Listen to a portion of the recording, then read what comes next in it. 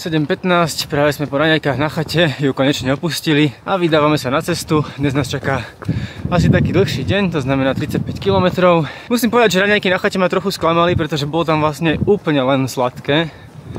A ja som sa strašne tešil na niečo slané, nejaké vajíčka alebo tak.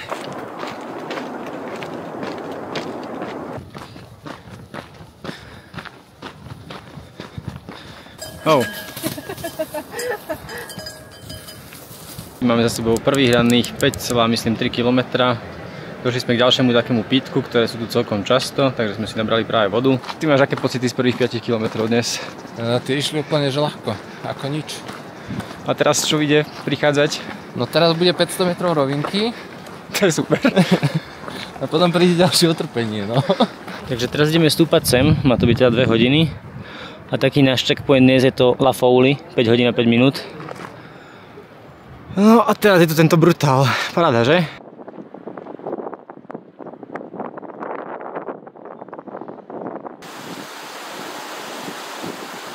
Prichádzame na ďalšiu chatu, ktorá bola asi ani nie po 4 kilometroch. A hlavne teraz, že kde je fajt. A zase je tu aj pitko na vodu, čiže ten liter a pol som zase nesol zbytočne za tento čas. Najväčším šokom je rozhodne pre mňa to, že Fajtos sa na tejto chate nezastavil a pokračoval ďalej do toho strmáku. To som ešte nezažil. Tieto vrstevnice to zase bude zážitok.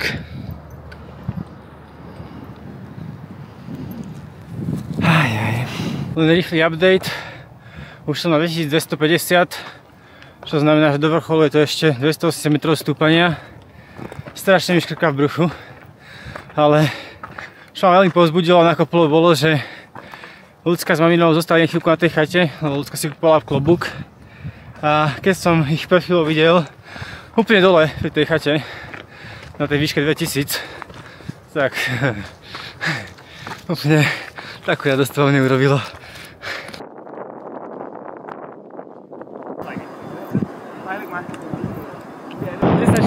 Práve sme vyšli na Grand Col Ferret 2500 metrov nad morom. To znamená, že sme nakladali na taliansko-švajčiarskej hranici. Tu je vrchol, dokonca Ľudská. Ale už vidíme do Švajcu.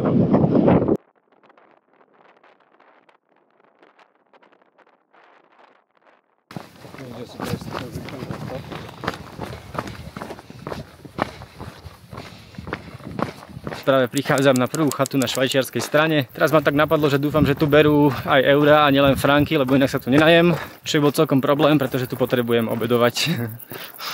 Ten pocit, keď ja som tu dostal jedného tuniaka od Fajta a jem ho tuto s nesolenými tuckami. A tuto baby si dajú toto.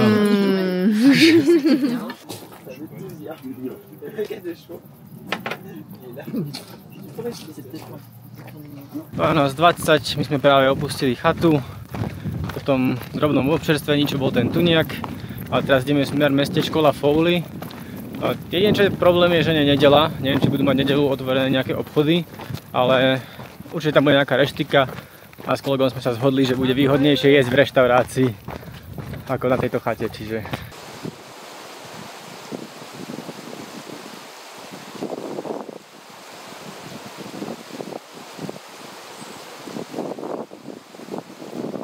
...13:28 a ja už by som sa minimálne, čo sa týka nadmorskej výšky, mal nachádzať na úrovni toho mestečka La Fouli, či Fouli.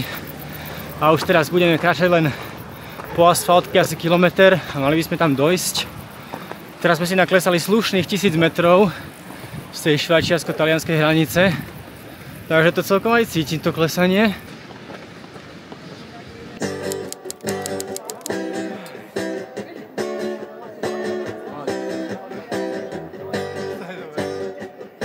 Ak to bude šnicla a hranolky, tak za to zaplatím aj tušu. Gold cheese salad 28. No. Však dobre, šalát si nedám. Špeciality si tiež nedám, tak ako to tak vidím. No a myť si tiež nedáš. Sušené mäso za 30 €. Počkaj, keby tu boli aspoň eurá, to sú vlastne franky. No tak ideme na pizzu.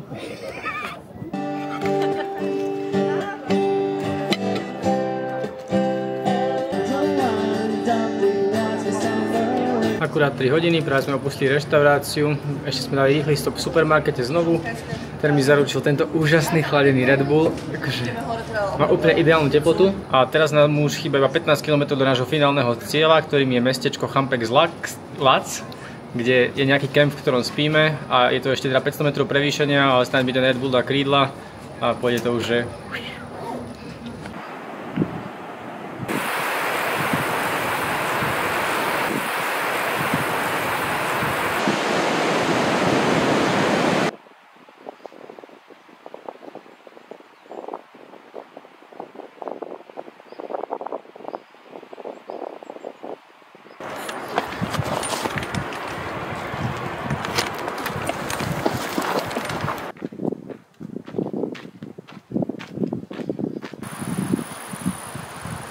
V 17:28 práve som prešiel dedinkou Pras de Fort a za chvíľku nasleduje ďalšia dedinka menom Isert.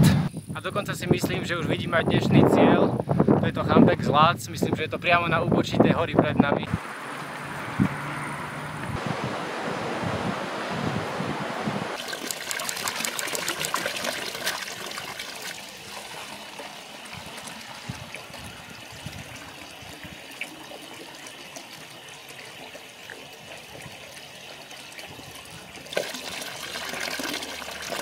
Je 17:57 a ja som práve prišiel do tej dedinky Isert a tu za chvíľku už začína to posledné stúpanie na dnes a aj finálne 3 km. V dedinke Isert veľmi obdivujem, ako bol využitý tento obrovský balván na záhrade na postavenie terasy.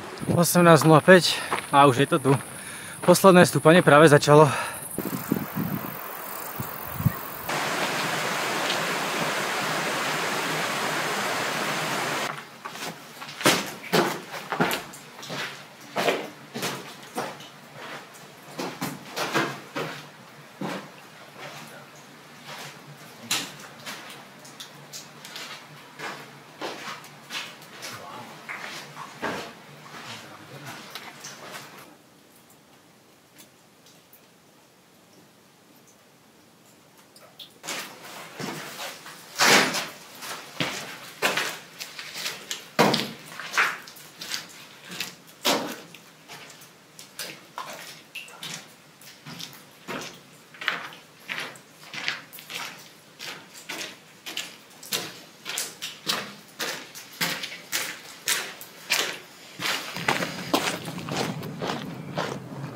19:33, ja som práve vošiel do mestečka Champek-Lac a teraz už len posledný kilometr do toho kempu.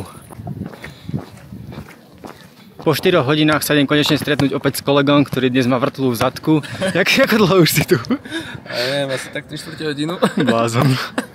Tak čo myslíte, koľko zaplatíme? Za margaritu sme platili 26 tuším eur. Tak uvidíme tu. Sme úspešne v kempe, jedinečná cena 52 eur a našťastie aspoň je to pre dvoch, čiže 26 na jedného. A teraz hľadáme, kde si tu rozložíme stany, lebo je to tu v podstate úplne plné.